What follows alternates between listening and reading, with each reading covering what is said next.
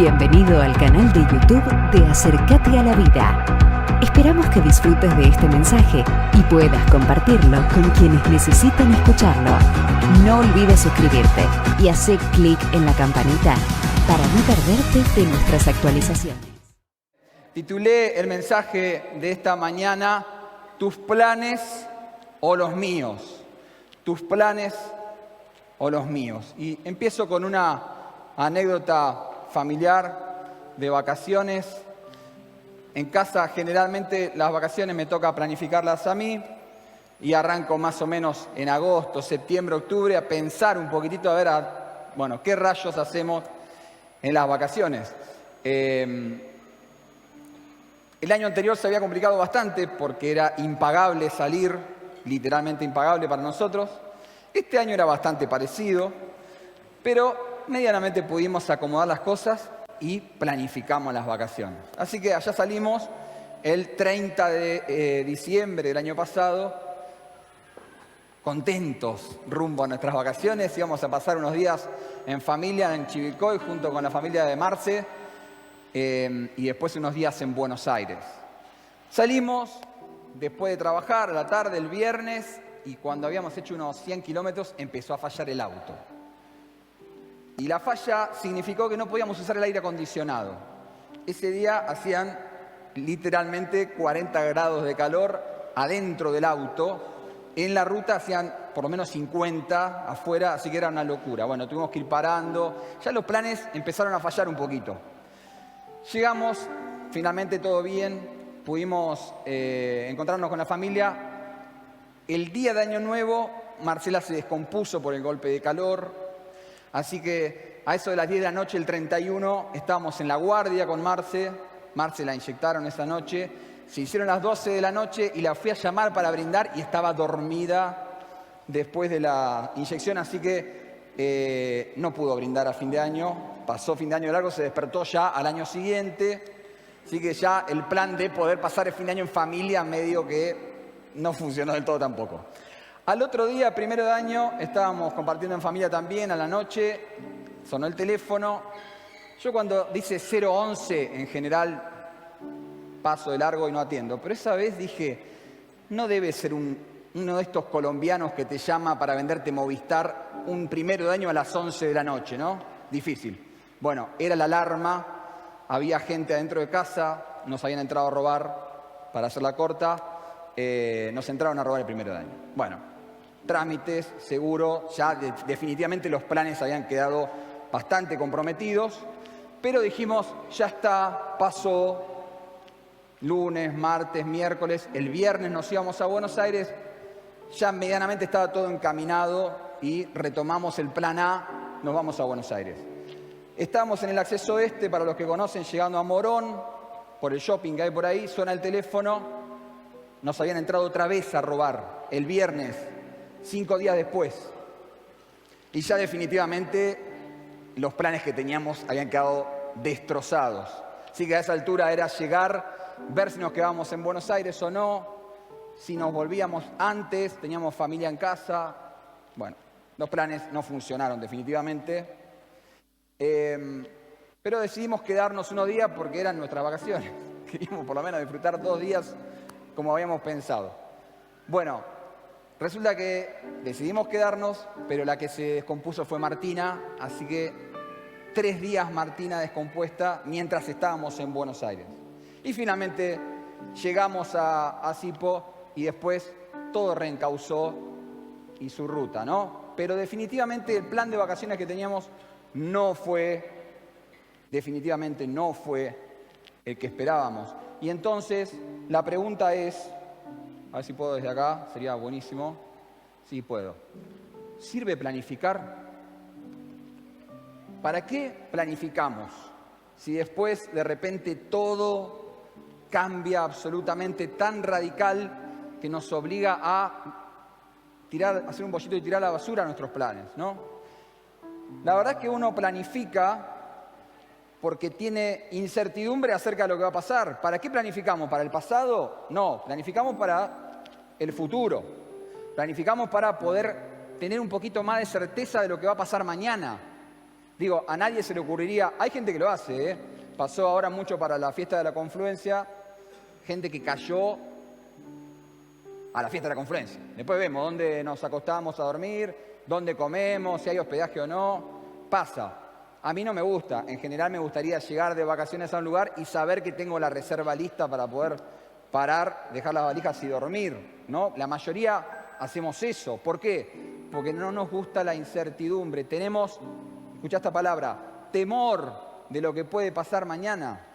Tenemos temor del futuro y como tenemos temor del futuro, no queremos que el futuro nos atropelle y preferimos nosotros ganarle la partida de antemano al futuro, ¿no? Por eso planificamos. Planificamos para bajar el nivel de incertidumbre. Ahora, ¿qué pasa con los imprevistos, como todos los que te acabo de contar? Porque en definitiva nosotros planificamos, pero el punto es que no tenemos el control. En administración, los que estudian administración saben esto, se dice que uno planifica para poder tomar decisiones. Entonces, tengo el plan y al final del recorrido me fijo si el plan se cumplió o no. Si se cumplió, no cambio nada. Si hubo algunos desajustes, hago los ajustes necesarios. Y de repente, si el plan fue un desastre, cambio absolutamente todo, ¿no? Eso es lo que hace un administrador, un gestor. Ahora, aún así, resulta que no tenemos el control porque somos frágiles y somos vulnerables. Nuestros planes son absolutamente vulnerables.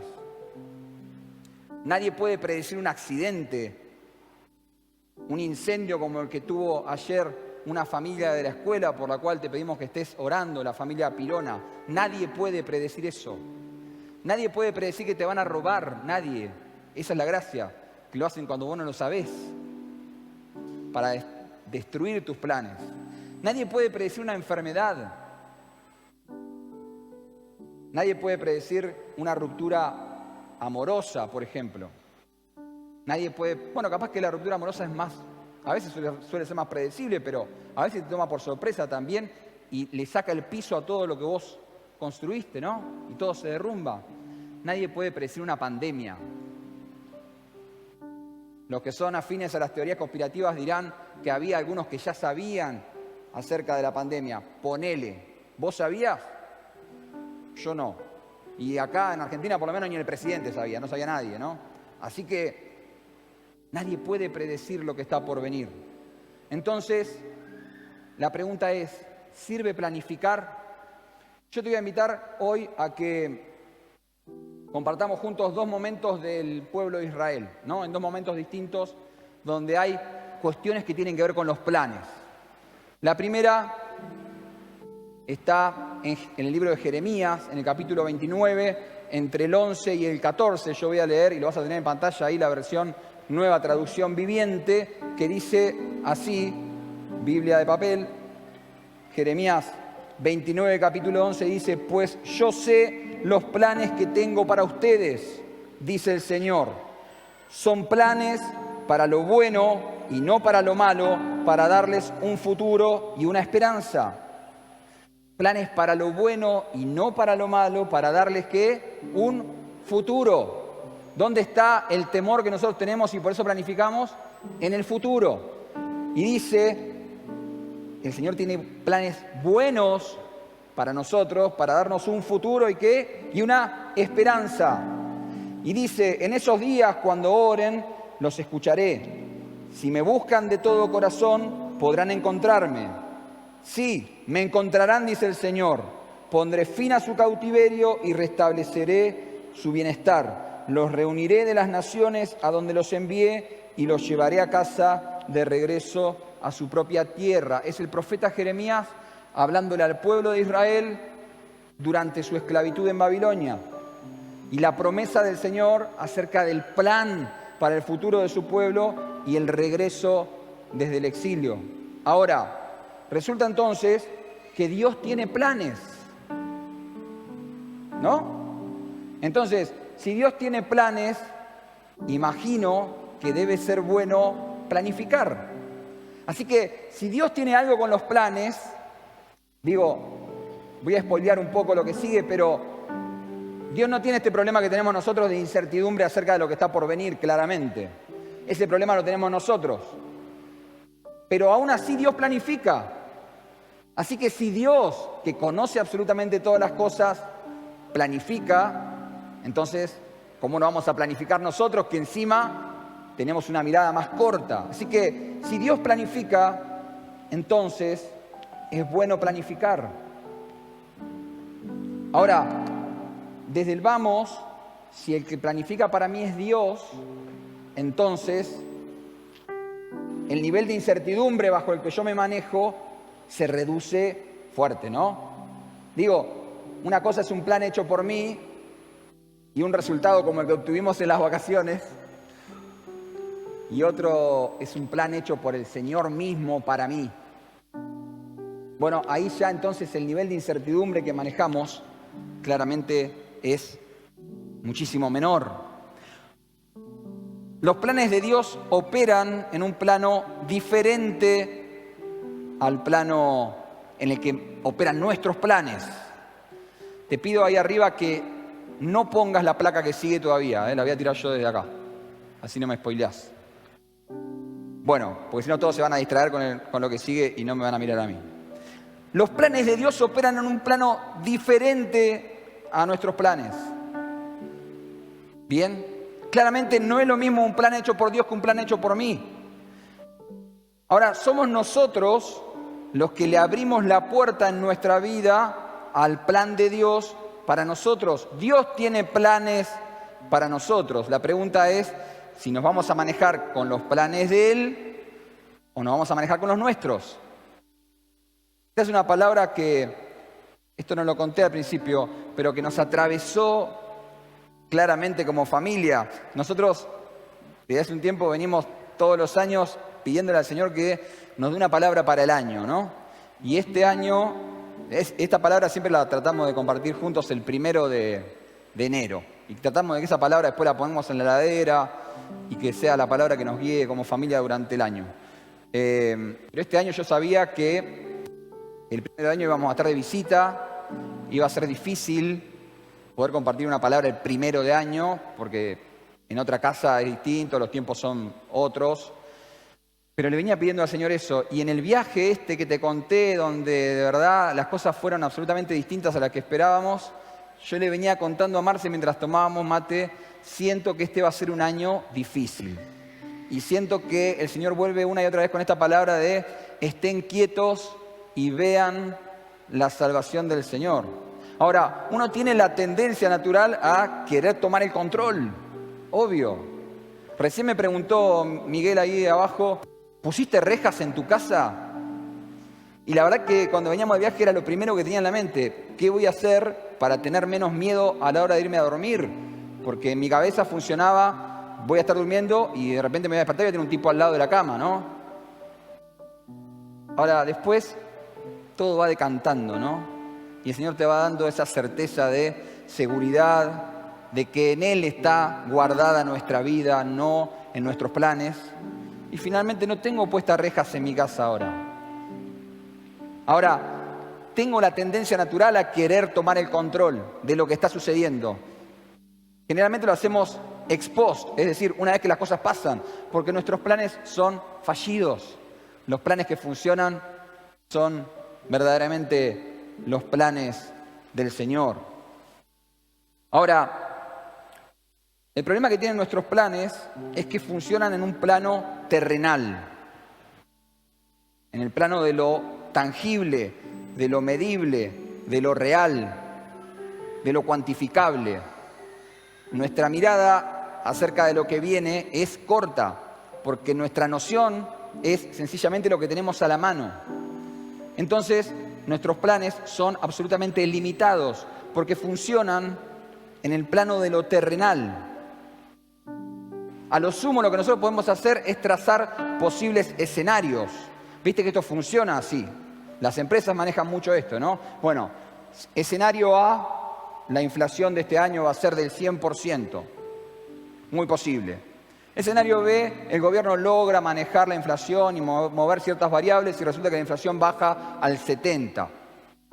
Puede ser. Escenario C, se desmadra absolutamente todo, vienen las elecciones, de repente todo el mundo se enloquece y sale a comprar dólares y la inflación es del 180%. Bueno, también puede ser. 3 escenarios posibles. Ahora, es lo máximo que podemos hacer, trazar escenarios. ¿Por qué? Porque nuestros planes funcionan en el plano de lo terrenal, en el plano de lo natural. Y lo natural es lo que podemos medir, cuantificar, racionalizar. Nosotros, los racionales, los que alguna vez decimos somos realistas, funcionamos bastante bien en ese plano, ¿no? ¿Cuántos pueden decir como yo, me encanta la racionalidad? Bueno, renunciá a ese espíritu en el nombre de Jesús esta mañana que te ata, que te ancla al plano racional y al plano temporal de esta tierra, ¿no? Porque precisamente de eso se trata. Los planes de Dios, en cambio, funcionan en otro plano. Funcionan en el plano del espacio-tiempo, en el plano de la eternidad. Los planes de Dios son desde el principio y hasta el fin, porque Él es el alfa y la omega. Él no tiene este problema que tenemos nosotros de no saber qué va a pasar mañana. Él no tiene el problema este que tenemos nosotros de saber qué va a pasar con nuestra vida, qué va a pasar con nuestro empleo, qué va a pasar con nuestra familia. No tiene el problema de saber si vamos a llegar a fin de mes. El Señor es dueño de todos los recursos, de todo lo creado. El Señor es dueño del tiempo. El Señor es el tiempo. Con lo cual no tiene este problema, es el tiempo porque el Señor creó el tiempo. Con lo cual, el Señor no tiene este problema que tenemos nosotros de finitud en nuestros planes. Los planes del Señor funcionan en el plano espacio-temporal, en la sobrenaturalidad. Y ahora sí te voy a mostrar este dibujito. Cuando compartimos esta palabra por primera vez, y acá doy el crédito correspondiente, porque esta palabra no me pertenece a mí solo, la compartimos por primera vez con Marce juntos, teníamos un lago en el fondo mientras estábamos compartiendo esta palabra y pude hacer este dibujito en un pizarrón. Investigué un poco cómo hacer para poner eso en la pantalla. Bueno, finalmente acudimos a nuestros dotes de artes plásticas y de arte digital y salió algo como esto, ¿no? Estos son nuestros planes, ¿no? En el plano acá, en el piso, en el plano terrenal, natural. A lo sumo lo que podemos hacer es planear algún tipo de escenario. Escenario 1, vamos a jugar, nos vamos a ir de viaje. Escenario 3, vamos a salir campeones del mundo y todo va a ser fiesta. Escenario 4, vamos a encontrar un popó y lo vamos a pisar. Y suele pasar más seguido de lo que uno quisiera. Ahora, lo cierto es que es lo máximo a lo que podemos aspirar en nuestros planes. Nuestros planes funcionan acá abajo. Los planes de Dios, en cambio, funcionan en el espacio-tiempo. Desde el principio de la historia hasta el final de la historia. Por eso el pasaje de Jeremías dice, yo sé los planes que tengo para ustedes y son planes para lo bueno y no para lo malo, para darles ¿qué? Un futuro y una esperanza. Porque el Señor ya sabe lo que está por pasar. Ya sabe lo que está por venir. Los planes de Dios operan en una dimensión mucho mayor, que es la dimensión sobrenatural. Ahora, ¿significa esto entonces que no tenemos que planificar? No. De hecho, dijimos recién, si Dios planifica, ¿cómo no vamos a planificar nosotros? El punto es que nuestros planes están absolutamente condicionados. Mi plan es un puntito microscópico en el medio, inserto en el medio del plan de Dios, en el macro plan de Dios, para mí, para mi familia. Mi familia está inserta en una comunidad y Dios tiene un plan también para esa comunidad. Mi familia está inserta en una comunidad y esa comunidad está inserta en un país. Y créeme, Dios también tiene planes para el país. Y el país está inserto en el mundo y Dios tiene planes para el mundo. Hay infinidad de pasajes de la Biblia que hablan acerca de eso. Y el mundo está inserto en la historia y la historia le pertenece al Señor. Así que nuestros planes, ahí sí la que sigue, que acá no puedo. Ahí está. Nuestros planes están condicionados. El puntito de mi plan está inserto en el medio del macro plan que Dios tiene para la historia. Y acá te quiero llevar al segundo momento de la historia del pueblo de Israel, que en realidad está antes, ¿no? Y es el momento en que Josué envía a los espías a la tierra prometida para que le cuenten qué onda. A ver, vayan y vean, estaban al borde de la tierra prometida, antes de cruzar el río, crucen para allá y cuéntenos qué ven. Y sucede esto que está escrito en el libro de Números, desde el versículo 27 al 33. Dice así, lo ponemos, dice así: este fue el informe que le dieron a Moisés los espías. Entramos en la tierra a la cual nos enviaste a explorar y en verdad es un país sobreabundante, una tierra donde fluyen la leche y la miel. Aquí está la clase de frutos que allí se producen, los traían en la mano. Sin embargo, el pueblo que la habita es poderoso y sus ciudades son grandes y fortificadas. Hasta vimos allí gigantes, los descendientes de Anac. Los amalecitas viven en el Negev y los hititas, los jebuseos y los amorreos viven en la zona montañosa. Los cananeos viven a lo largo de la costa del mar Mediterráneo y a lo largo del valle del Jordán. Pero Caleb, dice, trató de calmar al pueblo que se encontraba ante Moisés y les dijo: vamos enseguida a tomar la tierra, salgamos ya. De seguro podremos conquistarla, dijo Caleb. Pero los demás hombres que exploraron la tierra con él no estuvieron de acuerdo. No podemos ir contra ellos, son más fuertes que nosotros. Entonces comenzaron a divulgar entre los israelitas el siguiente mal informe sobre la tierra. La tierra que atravesamos y exploramos devorará a todo aquel que vaya a vivir allí. Y todos los habitantes que vimos son enormes, hasta había gigantes, los descendientes de Anac. Al lado de ellos nos sentíamos como saltamontes y así nos miraban ellos. ¿Cuántos pueden decir conmigo, las mayorías no siempre tienen la razón? Bueno, eran 2 contra 10. 2 contra 10 al mirar lo que el Señor había puesto por delante en la historia.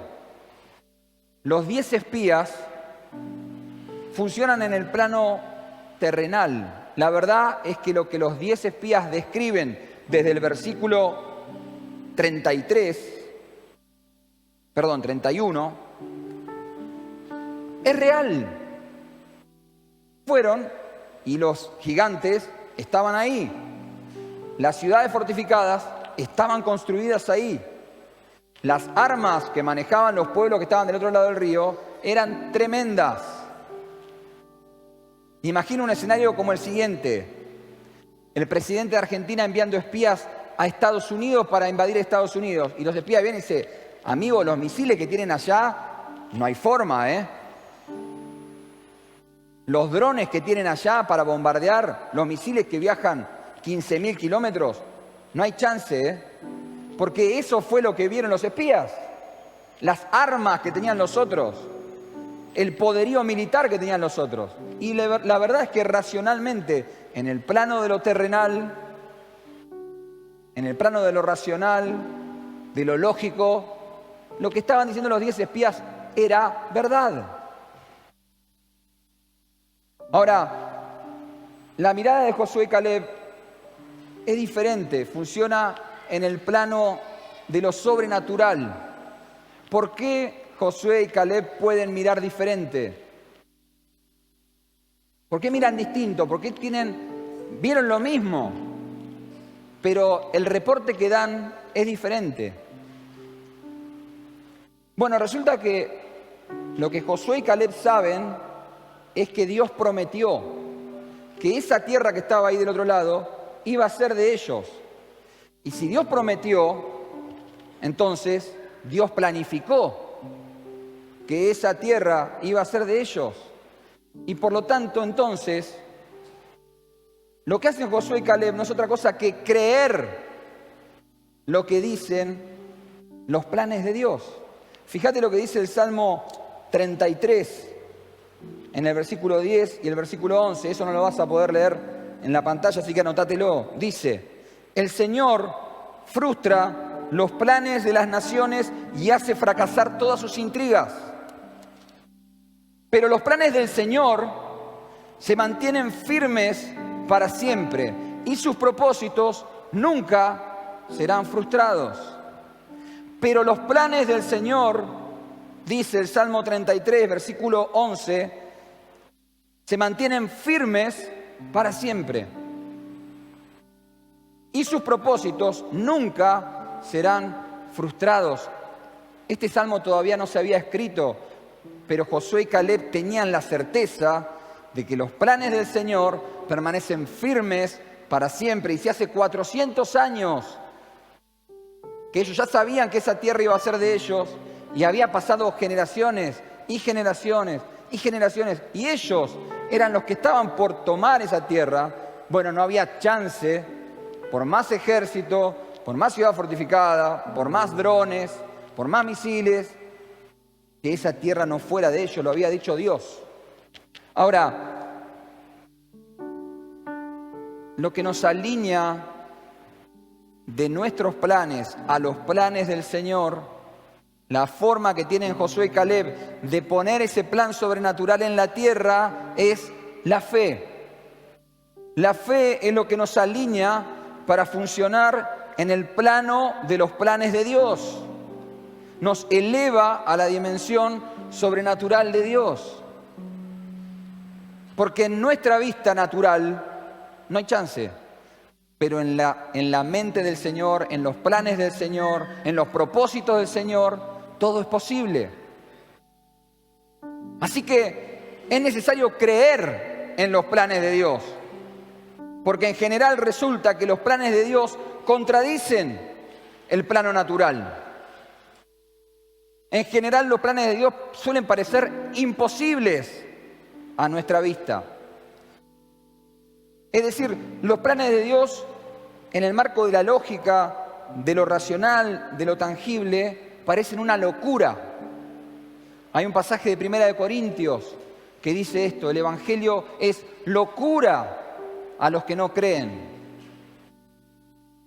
¿Quién podría pensar que un pueblito cansado de caminar por el desierto podría cruzar el río y ganarle una batalla a unos gigantes que manejaban el hierro y tenían unas espadas del tamaño de las personas? ¿Quién podría creerlo? Solamente Dios en su plano y en su mirada sobrenatural. Lo increíble es que nosotros tenemos fe para algunas cosas y no operamos con esa misma fe para otras. El pastor Sergio viene predicando este año acerca de nuestro llamado a la santidad y a la vocación de abrazar la salvación del Señor completa. Y tenemos fe para creer en la salvación del Señor. Cantamos esta mañana acerca de que el Hijo de Dios venció la muerte. Y eso lo creemos. Y lo esperamos la salvación. Ahora, hablaba con mis hijos el otro día, la salvación no es para el día en que vos te morís. Tenemos esta tendencia a pensar que la salvación de Dios es para el día en que nosotros partimos de este plano terrenal y nos vamos con Él. Por supuesto que así es. Ahora, la salvación de Dios opera en el día a día nuestro, hoy, para vos, para mí, en el plano de la sobrenaturalidad. Esa misma sobrenaturalidad que levantó al Señor de los muertos es la misma que opera para vos y para mí en el todos los días. Y tenemos fe para creer en el sacrificio de Cristo y en su resurrección y en la puerta que abrió para nuestra salvación. Pero a veces nos falta fe para creer que en lo cotidiano, en lo de todos los días, podemos, así como Josué y Caleb, traer a través de la fe el plano de lo sobrenatural a nuestro plano terrenal. Quiero compartirte esta mañana 3 cosas acerca de los planes. Esta fue la introducción del mensaje. No, mentira. Bueno, Lo primero, el plan de Dios para tu vida no modifica el escenario. El plan de Dios se cumple a pesar del escenario. Porque de lo contrario seríamos todos seres no tangibles, espirituales, y viviríamos en una dimensión diferente a la nuestra. Jesús dijo, ustedes están en el mundo, pero no son del mundo. Ahora nos quedamos siempre con él, pero no son del mundo. Ahora Jesús también dijo, ustedes están con los pies en la tierra, en el mundo. Así que el escenario que enfrentamos todo el tiempo en lo cotidiano es real, así como eran reales los gigantes, las murallas y las armas que vieron los espías. El plan de Dios no modifica el escenario. El plan de Dios se cumple sobrenaturalmente a pesar de lo que nosotros vemos en el escenario. Dios hace el milagro, pero no gana tus batallas. Repito, Dios hace el milagro, pero Dios no sale a la batalla por vos. Quien tiene que cruzar el Jordán y plantar cara delante de los gigantes sos vos. Y cuando vos te parás delante del gigante y plantás cara, entonces la sobrenaturalidad de Dios se desata a favor tuyo para cambiar la realidad a pesar del gigante, a pesar del escenario. Esto es lo que entendían Josué y Caleb. Y esto es lo que no lograban ver porque no tenían fe los 10 espías. Ambos hablaban verdad. Los 10 espías hablaban verdad en el plano de lo terrenal. Josué y Caleb hablaban verdad en el plano de lo sobrenatural. Ahora, había que tomar una decisión: cruzar el Jordán y plantar batalla. Y entonces Dios hace el milagro y cumple su plan a pesar del escenario. Es nuestra fe la que hace que lo que Dios planificó en lo sobrenatural se haga real en el plano de lo natural, generando el milagro. Dice otra parte de la Biblia que la fe es la certeza de lo que se espera, la convicción de lo que no se ve.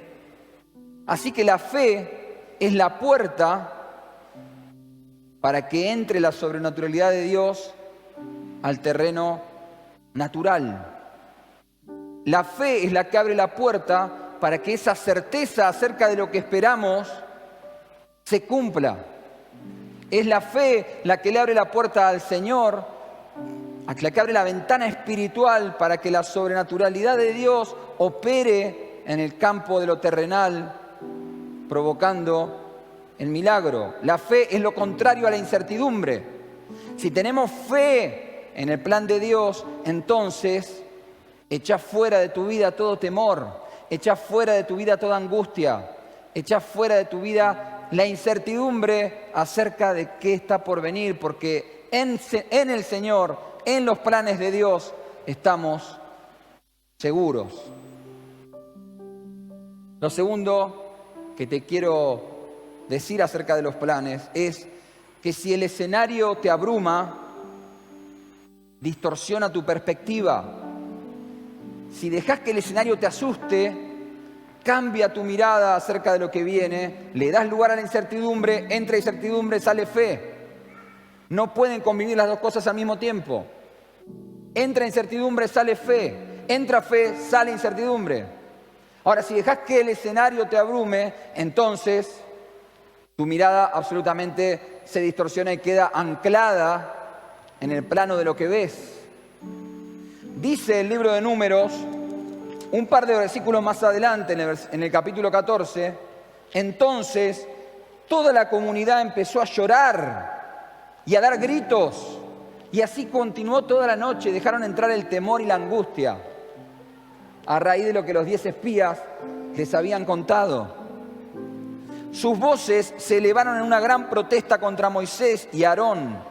Si tan solo hubiéramos muerto en Egipto o incluso aquí en el desierto, se quejaban. Se quejaban. Si dejas que el escenario te abrume, se distorsiona tu perspectiva y le das lugar a la queja. Le das lugar al temor, al miedo, a la angustia. Tengo un conocido referente de la alabanza y la adoración que siempre decía, si somos ministros de adoración no le podemos dar lugar a la queja, porque entonces en vez de alabanza estamos elevando quejabanza.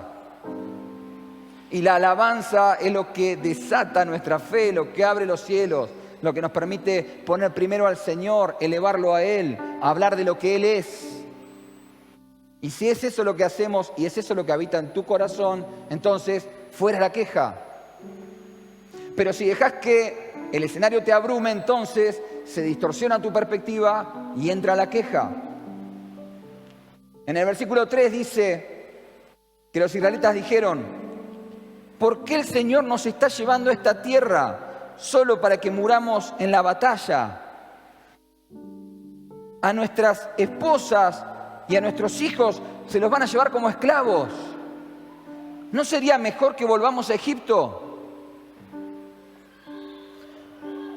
Cuando el escenario te abruma, se distorsiona tu perspectiva y querés retroceder.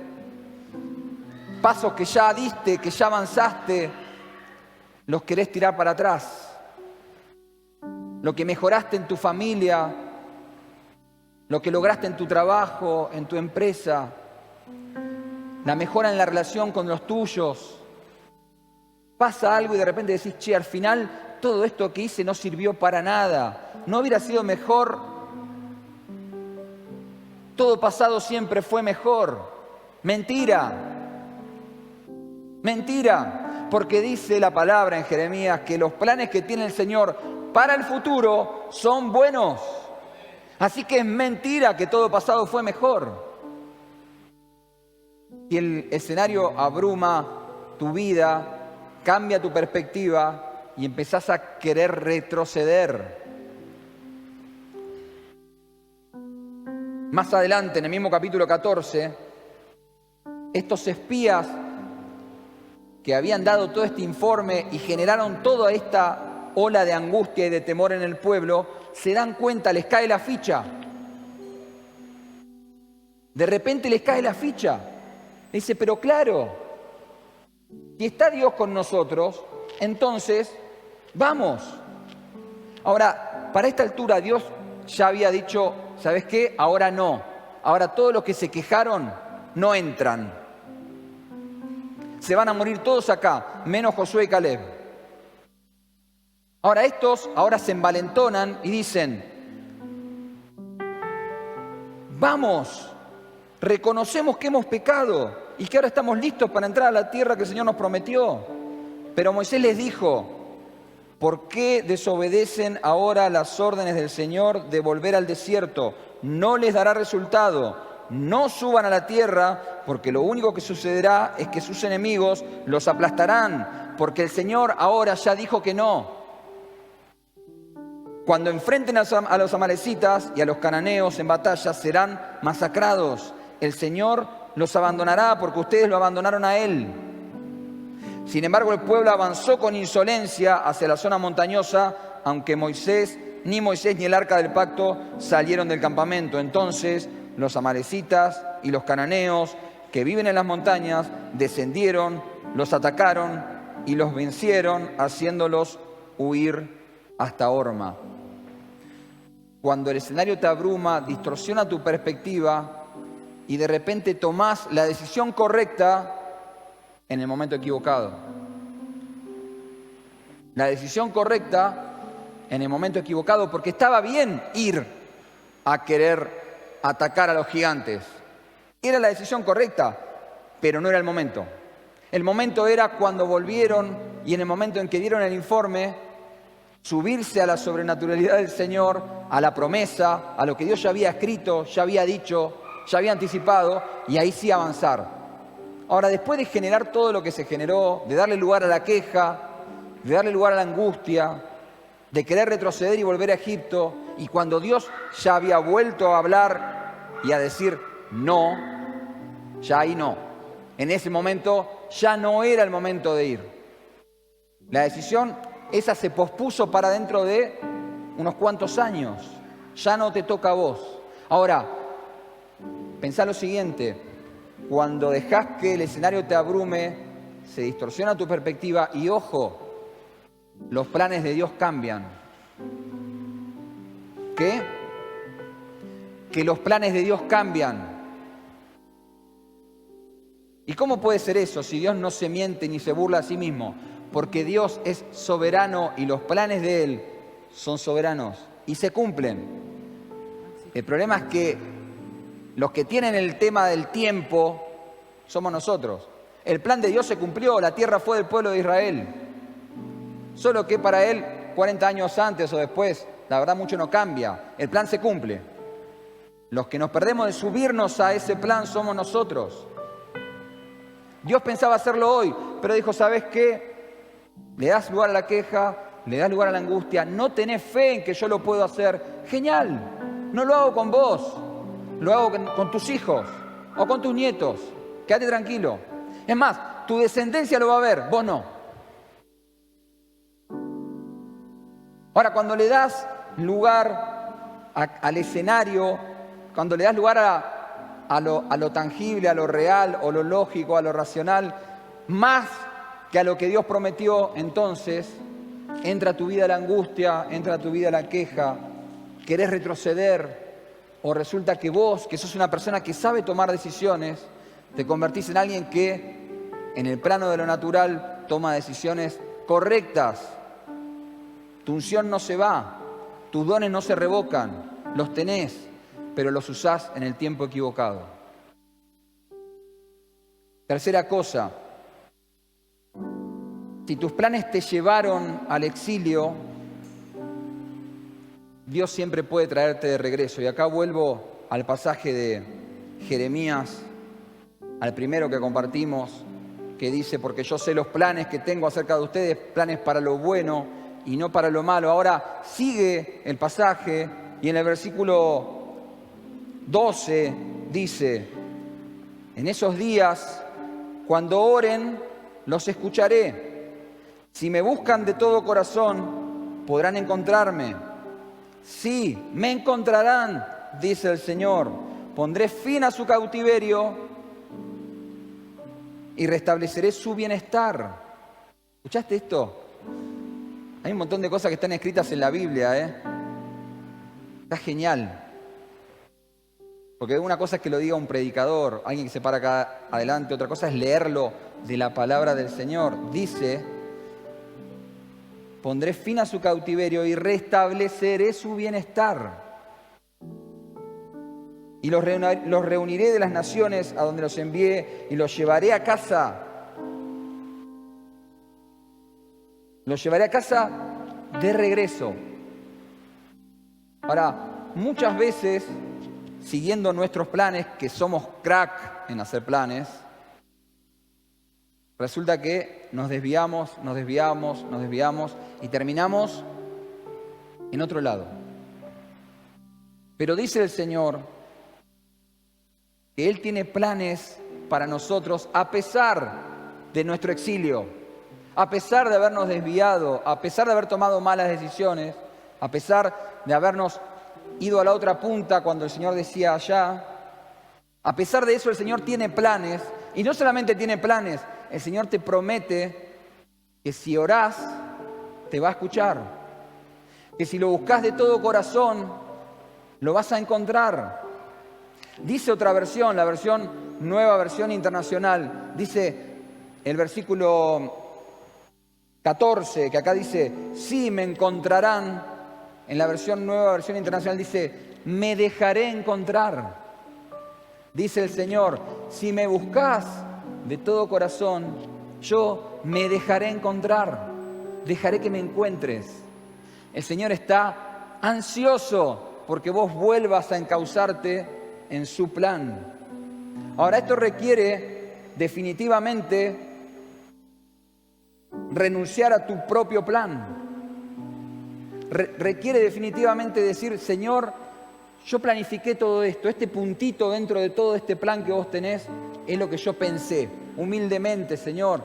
Mirá, se me ocurrió que capaz puede pasar esto, pero yo te entrego mi plan, te ofrendo mi plan, porque quiero que sea tu plan y no el mío. Señor, y como estoy ahora, como me encuentro ahora, en realidad no es resultado de lo que vos pensaste, es resultado de mi tosudez, de la cabeza dura que soy, de haber insistido cuando sabía que no era. Y ahora, Señor, te pido que me traigas de regreso a casa. Dice la palabra que el Señor te trae de regreso a casa, que el Señor restablece tu bienestar. ¿Entendés lo que es esto? Podés volver a estar bien. Y entregás al Señor tu plan.